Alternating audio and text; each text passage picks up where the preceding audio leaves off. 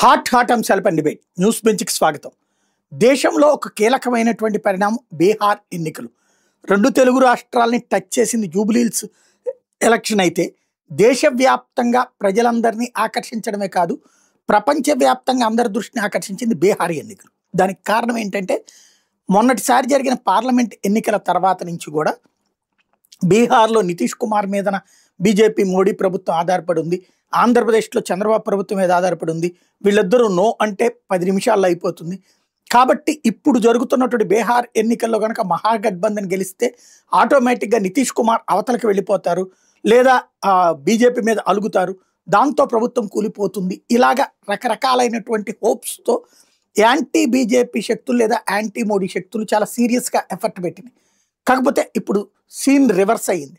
Bihar election అన్నటువంటిది దారుణమైనటువంటి ఓటమి ఐఎన్డీఏ కూటమి చవి చూస్తుంది. మహాగఠబంధన్ పేరుతో అక్కడ ఐఎన్డీఏ పోటీ చేసింది. తెరా చూస్తే అది కాస్త దారుణ పరాజయం, పరాభవం. గత చరిత్రలో బీహార్ పుట్టిన తర్వాత ఎప్పుడూ లేనంత దారుణ ఓటమి. 200కి పైగా సీట్ల మెజార్టీతో భారతీయ జనతా పార్టీ నేతృత్వంలోని ఎన్డీఏ కూటమి అధికారంలోకి వస్తుంటే కనీసం హాఫ్ సెంచరీకి టోటల్గా మహాగఠబంధన్ల పార్టీలన్నీ కలిసినా సాధ్యం కానటువంటి సిచ్యుయేషన్ వచ్చింది. ఈ మొత్తం వ్యవహారం వెనకాల జరిగింది ఏంటి? రాహుల్ గాంధీ జడ్జి విప్లవం అని దేశవ్యాప్తంగా తిరిగితే, ఓట్ చోరీ అని దేశవ్యాప్తంగా తిరిగితే, దానికి బీహార్నే కేంద్రంగా చేసుకుంటే 6 నెలల ముందు నుంచి సీరియస్ ఎఫర్ట్ పెడితే, ఏడాది ముందు నుంచినే స్కెచ్ చేస్తే ఇప్పుడు ఇలా ఎందుకు జరిగింది? ఈ అంశానికి సంబంధించి మాట్లాడేది ప్రస్తుతం మనతో పాటు ఉన్నారు భారతీయ జనతా పార్టీ అధికార ప్రతినిధి ముళ్ళపూడి రేణుక గారు. నమస్తే అండి. నమస్కారం సాయి గారు. ఈ రిజల్ట్ ఏ కోణంలో నుంచి చూస్తున్నారు మీరు? ముందుగా బీహార్లో జరిగినటువంటి ఎన్నికల్లో మీరు ఇంత ముందు చెప్పినట్లుగా ఒక చారిత్రాత్మకమైనటువంటి విజయం. ఇది మామూలుగా అధికారంలోకి రావటం కాదు, ల్యాండ్ స్లైడ్ విక్టరీ. దాదాపు 90% స్ట్రైక్ రేట్. అంటే ఇప్పుడు ఉన్నటువంటి సమాచారం ప్రకారం మొత్తం 243 సీట్స్ అసెంబ్లీ సెగ్మెంట్స్లో చూసినట్లయితే 2009 అసెంబ్లీలో ఈరోజు ఎన్డీఏ కూటమి విజయం దిశగా చేరుకుంది. అంటే 90% అన్నమాట. సో ఇంకా చివరికి వచ్చేప్పటికి ఇంకా ఎంత పెరుగుతుంది అనేటువంటిది మనం చూడవలసినటువంటి సందర్భం. ఈ సందర్భంలో ఒకసారి సాయి గారు, లాస్ట్ 6 months బీహార్ పాలిటిక్స్ అంటే మొత్తం దేశమంతటా కూడా ఒక ఉత్కంఠభరితంగా చూస్తూ ఉన్నారు ఏమవుతుంది బీహార్లో. ఎందుకంటే రాహుల్ గాంధీకి ఈ ఓటమి ముందరికే ఆయన ఊహించారు కాబట్టే ఏదో ఒక రకంగా ఆ యొక్క ఓటమికి ఒక కారణాలు వెతుక్కుంటూ ఏదో ఓట్ చోరీ అని చెప్పి ప్రజల్లో ఒక రకమైనటువంటి అనుమానం క్రియేట్ చేసేటువంటి విధంగా ఆయన యాత్రలు, ర్యాలీలు, చాలా కార్యక్రమాలు చేశారు. రాష్ట్రం అంతటా కూడా చాలా తిరిగారు. అయినా కూడా ప్రజలు నమ్మలేదు. ఈసారి ఈ యొక్క విక్టరీ మనం చూసినట్లయితే ఒక ప్రో గవర్నెన్స్ విక్టరీ. అంటే మామూలుగా రెండోసారి అధికారంలోకి రావాలంటేనే ఎంతో కొంత యాంటీ ఇన్కంబెన్సీ ఉంటుంది, యాంటీ గవర్నెన్స్ ఉంటుంది, కాబట్టి స్థానాలు తగ్గుతాయి అనేటువంటిది మనం చాలా సందర్భాల్లో చూసినటువంటి విషయం. కానీ ఈరోజు ఇక్కడ ఇన్నిసార్లు నితీష్ కుమార్ గారు ఎమ్మెల్యేగా, ముఖ్యమంత్రిగా, ఇప్పటికి is the longest served chief minister in Bihar politics లో వారు సుదీర్ఘకాలం ముఖ్యమంత్రిగా చేశారు. అనేక రకాలుగా అందుకే వాళ్ళు తేజస్వి యాదవ్ని పెట్టారు. ఒక యూత్ ఓట్ అంతా కూడా మల్లుతుందని వాళ్ళందరూ ఊహించారు. అలాగే ఓట్ చోరీ ఒక పెద్ద దేశవ్యాప్తంగా కూడా చాలా చర్చనీయాంశమైంది. చాలా దగ్గరకు అనుమానం వచ్చేటువంటి విధంగా చేశారు. అయితే ఎప్పుడైతే వాళ్ళు కోర్టుకి వెళ్ళిన తర్వాత కోర్టు మరి ఇవ్వమన్నప్పుడు వీళ్ళ దగ్గర సమాచారం లేదు. కోర్టు ఏదైతే మీరు అన్ని పర్టికులర్స్ ఇవ్వండి అంటే మాత్రం దానికి సమాచారం లేదు. ఏదో ఒకటి ఆ విధంగా చేసినప్పటికి కూడా ఇవాళ బీహార్ ప్రజలు, ముఖ్యంగా మహిళలు, అలాగే యువత, ఈ ఇద్దరు కూడా పూర్తిగా ఎన్డీఏ పక్షాన, పూర్తిగా భారతీయ జనతా పార్టీ నేతృత్వంలోని ఎన్డీఏకి ఇవాళ విపరీతంగా మరి ఓటింగ్కి వచ్చారు అనటంలో మనం కూడా చూసాం. ఎగ్జిట్ పోల్ సమయంలో కూడా బాగా భారీగా మహిళలు పోలింగ్లో పాల్గొన్నారు అన్నది మనం గమనించాము. కాబట్టి వాళ్ళు ఇద్దరూ కూడా ఒక యువకుడిని పెట్టినా కూడా తేజస్వి యాదవ్ని యువత నమ్మలేదు. ఎందుకు నమ్మలేదు?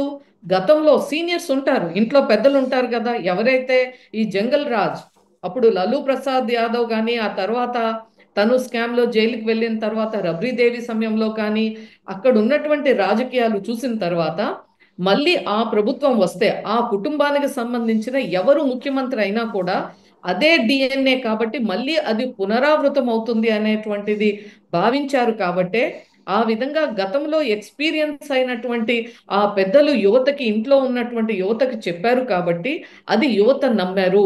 మనకి అది వద్దు.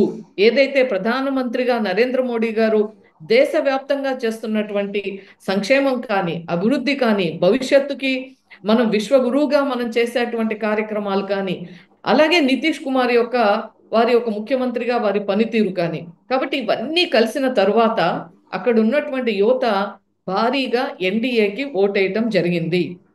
ఈ యొక్క ఈ అన్నిటి యొక్క ఫలితమే ఈ రోజు వచ్చినటువంటి రిజల్ట్. 209 సీట్స్ అంటే ఇది మామూలు విక్టరీ కాదు. ఇది దాదాపు మన ఆంధ్రప్రదేశ్లో ఎలా అయితే జరిగిందో, మనకు 175కి మనం ఎట్లా అయితే వచ్చామో, ఇక్కడ కూటమికి ఎలా పట్టం కట్టారో ప్రజలు, అలాగే ఈవేళ అక్కడ బీజేపీ నేతృత్వంలోని ఎన్డీఏ కూటమికి ఆ విధంగా ప్రజలు పట్టం కట్టారు. ఇది ఒక దేశం గర్వించదగినటువంటి విజయం.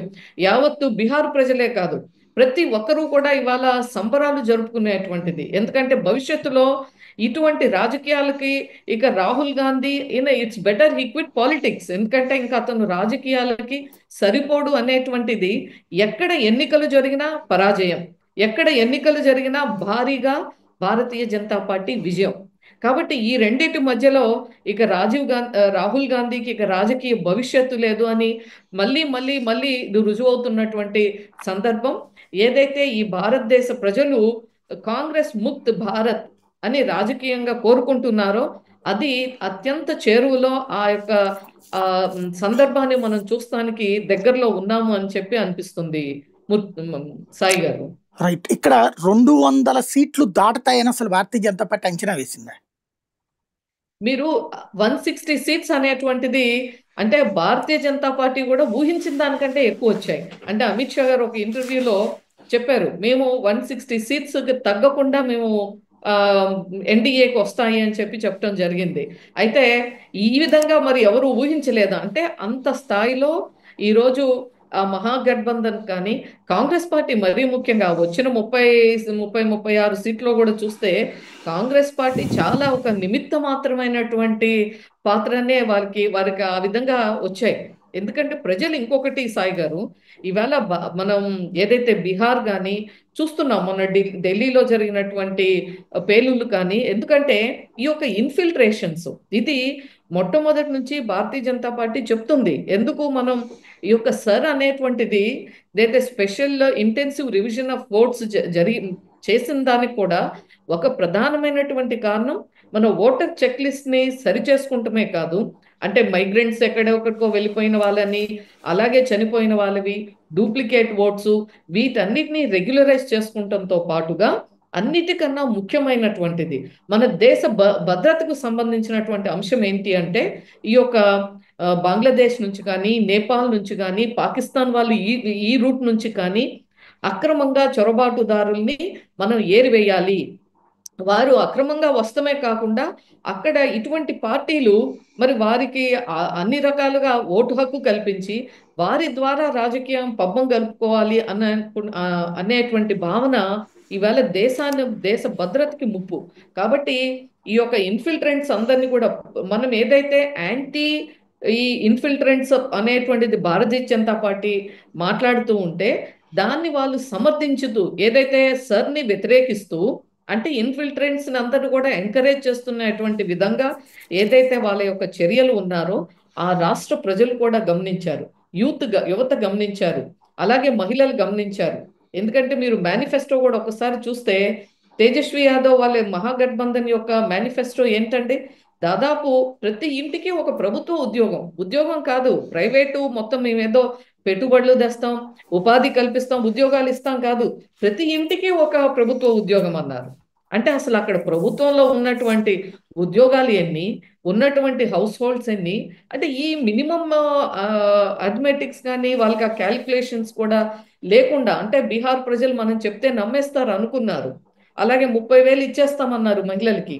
చాలా పెద్ద మేనిఫెస్టో మహాగఠబంధన్ చెప్పినప్పటికీ కూడా ఇవాళ ఎన్డీఏకి వాస్తవంగా జరిగినటువంటి దాన్ని విట్నెస్ చేశారు, అభివృద్ధిని చూశారు, భవిష్యత్తును చూస్తున్నారు.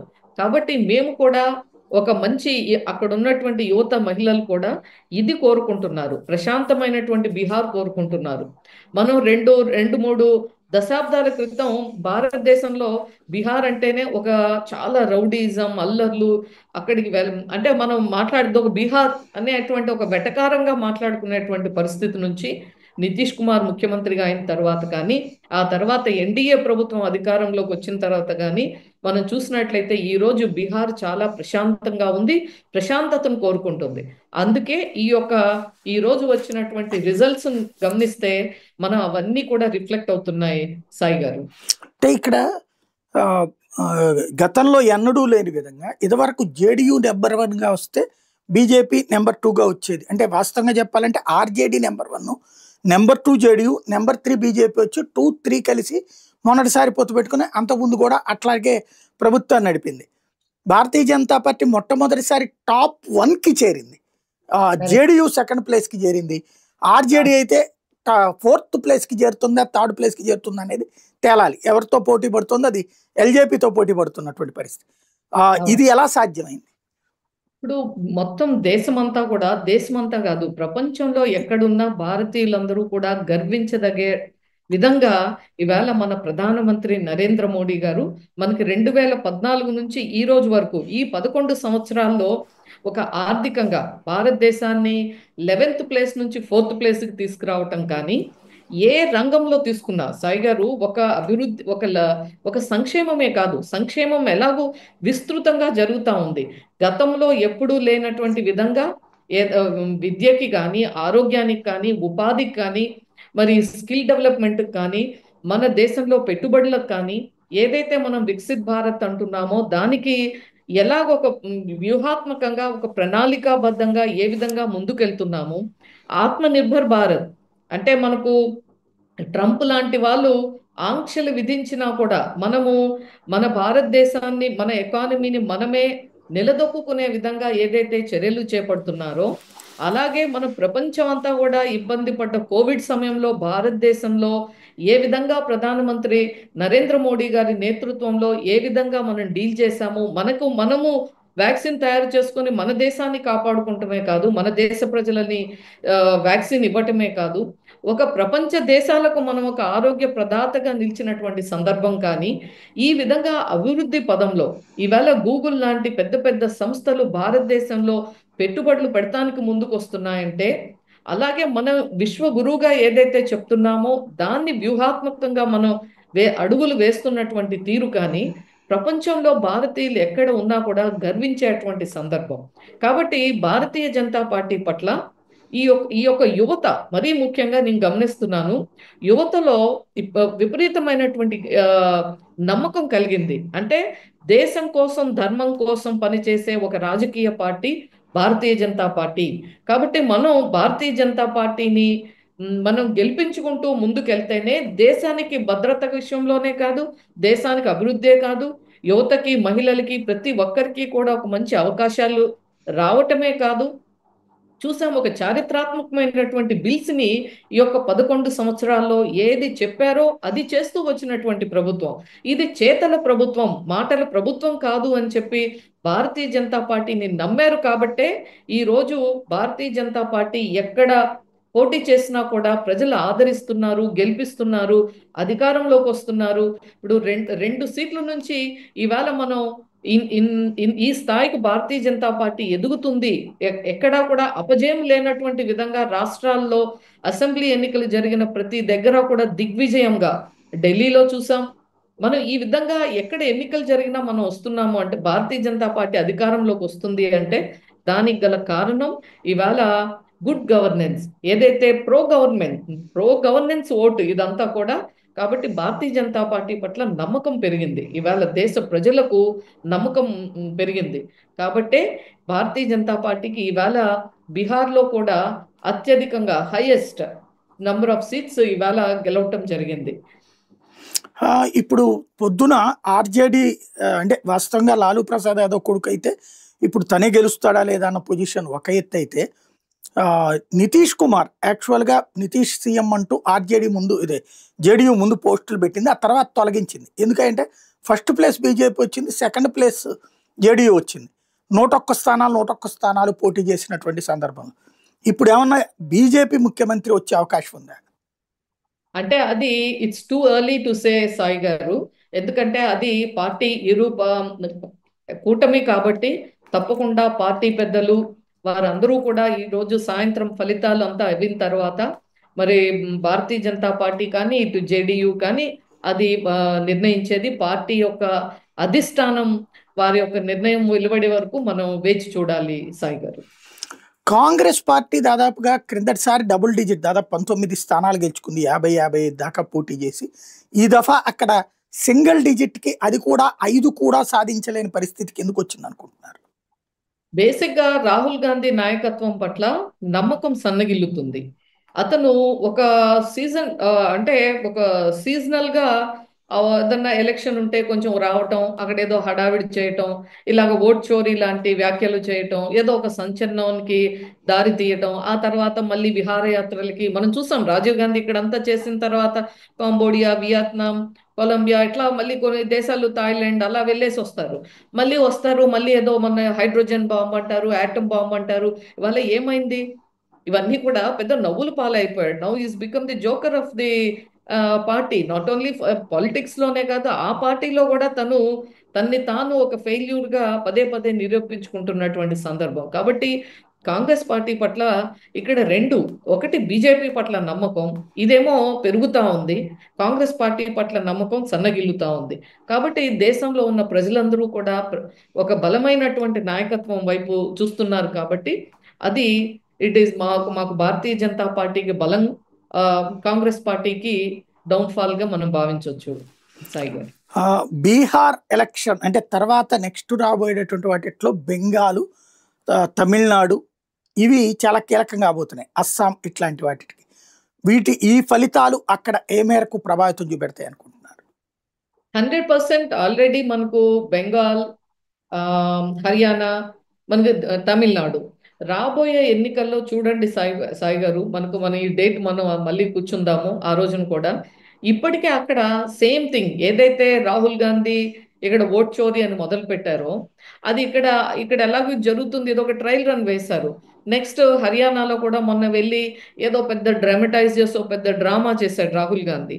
అంటే ఇవన్నీ కూడా ఫెయిల్యూర్ కి వాళ్ళు ఏదో ఒక రీజన్స్ వెతుక్కోవాలి. కాబట్టి ఈ సందర్భం, ఎందుకంటే అలాగే మీరు వెస్ట్ బెంగాల్లో 100%, 100% రాబోయేది బీజేపీ ప్రభుత్వమే. ఎందుకంటే ఆల్రెడీ మమతా బెనర్జీకి తెలుసు ఇవాళ అక్కడ ఇదే సేమ్ సర్ చేస్తా ఉంటే స్పెషల్ మన ఇన్వెస్టిగేషన్ ఏదైతే ఇంటెన్సివ్ రివిజన్ చేస్తున్నారో దాన్ని వ్యతిరేకిస్తూ ఒక ముఖ్యమంత్రిగా రోడ్డు మీదకి వచ్చి దీన్ని మేము వ్యతిరేకిస్తున్నామని చెప్తూ ఆమె ప్రజల్లో ఒక ఆందోళనకి రెచ్చగొడుతుంది. కానీ ఇదే మమతా బెనర్జీ 2003లో పార్లమెంట్ లో మాట్లాడారు. బంగ్లాదేశీయులంతా కూడా ఇటు వచ్చేస్తున్నారు, అక్రమంగా చొరబాటుతున్నారు, అక్రమంగా వాళ్లకు ఓటు హక్కు కల్పిస్తున్నారు, అన్ని రకాలుగా లబ్ధి కలిగిస్తున్నాయి. ఆ రాష్ట్రంలో ఉన్నటువంటి ప్రభుత్వం మరి రాజకీయ అవసరాల కోసం ఈ విధంగా ప్రోత్సహిస్తున్నారు. కాబట్టి దీని మీద వెంటనే చర్యలు తీసుకోవాలి. ఈ యొక్క ప్రతి ఒక్కటి ఇది జరగాలి, దీని మీద చర్చ జరగటమే కాదు ఓటర్ జాబితాని చూడాలి అని ఈమె పార్లమెంట్ లో మాట్లాడి పేపర్లన్నీ ఇసిరేసి ఇది చర్చ జరపండి అని అడిగినటువంటి మమతా బెనర్జీ ఈ రోజు దాన్ని వ్యతిరేకిస్తున్నారు. ఎందుకు వ్యతిరేకిస్తున్నారు? వాళ్ళందరికీ ఈమె ఇప్పటి వరకు కూడా షెల్టర్ క్రియేట్ చేసి వాళ్ళని అక్కడి నుంచి అక్రమ చొరబాటుదారుల యొక్క ఓట్ల ద్వారా అక్కడ రాజకీయంగా గెలుస్తున్నటువంటి సందర్భం. కాబట్టి ఈ యొక్క ఏదైతే ఇప్పుడు జరుగుతుందో ఎలక్షన్ కమిషన్ ఆఫ్ ఇండియా ఆదేశించిన విధంగా ఈ యొక్క చర్యలు తర్వాత డెఫినెట్ గా ఇటువంటి ఇన్ఫిల్ట్రేషన్ ఏదైతే ఇన్ఫిల్ట్రేటర్స్ ఉన్నారో, చొరబాటుదారులు ఉన్నారో వాళ్ళందరినీ కూడా ఏరివేయబడుతుంది. మరి జాబితా అంతా సవరణ చేయబడుతుంది. ఒక క్లీన్ ఓటర్ లిస్ట్ రాబోతుంది. అదే కాదు, అక్కడ బెంగాల్లో ఎటువంటి అభివృద్ధి లేదు, ఎటువంటి ఉద్యోగాలు లేవు, పెట్టుబడులు లేవు, సంక్షేమం లేదు అక్కడ. కాబట్టి బెంగాల్ ప్రజలు కూడా మిగతా రాష్ట్రాల్లో లాగా ఒక అభివృద్ధిని కోరుకుంటున్నారు, ఒక యూపీ లాగా అభివృద్ధి చెందాలి అని చెప్పి కోరుకుంటున్నారు. కాబట్టి ఇక రాబోయే ఎన్నికల్లో తప్పకుండా అక్కడ బీజేపీ మరి చాలా ఇలాగే ల్యాండ్ స్లైడ్ విక్టరీని మనం బెంగాల్లో చూడబోతున్నాం. అలాగే తమిళనాడులో కూడా ఒక అలయన్స్ లో ఏదైతే ఇప్పటికే కొంతవరకు ముందుకెళ్ళింది, అది చివరికి వచ్చేప్పటికు అలయన్స్ లో ఇంకా ఎవరెవరు చేరతారు ఏంటి అనేటువంటిది మనం గమనిస్తాం. ఆ విధంగా ప్రతి దగ్గర కూడా భారతీయ జనతా పార్టీ మరి వారి యొక్క సొంతంగా కానీ లేదా అలయన్స్ ద్వారా కానీ ప్రతి రాష్ట్రంలోనూ భారతీయ జనతా పార్టీ అధికారంలోకి రాబోయే కాలంలో ఇక ఎక్కడైతే లేదో ఆ రాష్ట్రాల్లో కూడా రాబోతుంది అనటానికి ఇది ఒక నిదర్శనం, సాయి గారు. ఫైనల్గా ఒక చెప్పండి, జూబ్లీ హిల్స్ ఎలక్షన్లో డిపాజిట్లు కూడా కోల్పోవడాన్ని, తెలంగాణలో మొన్ననే సెకండ్ ప్లేస్కి వచ్చినటువంటి పార్టీ ఇప్పుడు అకస్మాత్తుగా ఈ స్థితికి రావడానికి కారణం ఏమంటారు? అంటే ఒకటి సాయి గారు, డెఫినెట్ గా పార్టీ దానికి గల కారణాలు ఏంటి అనేటువంటిది ఒక రివ్యూ జరుగుతుంది. అయితే అక్కడ ఒక ఒక జూబ్లీ హిల్స్ ఎస్పెషల్లీ ఒక అసెంబ్లీ సెగ్మెంట్ గా మనం గమనిస్తే, ఒకటి ఎప్పుడు కూడా ఓటింగ్ చాలా తక్కువగా జరుగుతుంది. ఉదాహరణకు మొన్న కూడా 4,10,000 ఎంతమందో ఓటర్లు ఉంటే 1,95,000 ఓట్స్ మాత్రమే పోల్ అయ్యాయి. అంటే ఫస్ట్ థింగ్ అసలు పోలింగ్ కి రారు. రెండవది వచ్చేప్పటికి అది మా సీటు కాదు, అది బీఆర్ఎస్ సీటు. బీఆర్ఎస్ సీటు ఒక అక్కడ ఉన్నటువంటి సిట్టింగ్ ఎమ్మెల్యే చనిపోయినటువంటి సందర్భంలో కొంత సింపతి వారికి ఉంటుంది. రెండో పక్కన వస్తే రూలింగ్ పార్టీ యొక్క వాళ్ళ యొక్క ప్రభావం, ప్రలోభం, అలాగే అధికార దుర్వినియోగం, అలాగే వాళ్ళు భయభ్రాంతులకు గురి చేసినటువంటి విధానం, ఇవన్నిటి మధ్యలో భారతీయ జనతా పార్టీ వెనుకబడింది.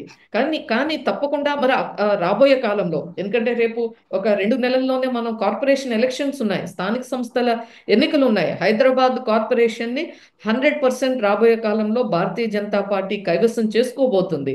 ఎందుకంటే నేను కూడా అక్కడ ఒక 3-4 రోజులు ప్రచారానికి వెళ్ళటం జరిగింది, సాయి గారు. ఇక్కడ ప్రజల్లో భారతీయ జనతా పార్టీ పట్ల చాలా సానుకూలత ఉంది.